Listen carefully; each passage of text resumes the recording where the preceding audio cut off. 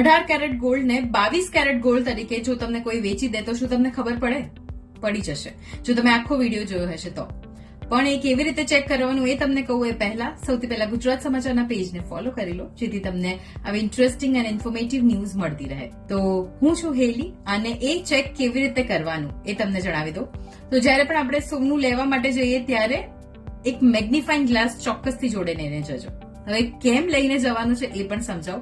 એની ઉપર BIS mark હોય અને HUID નંબર હોય, જે બહુ જ નાના અક્ષરે લખેલો હોય છે, એટલે નરી આંખે આપણે નથી જોઈ શકતા.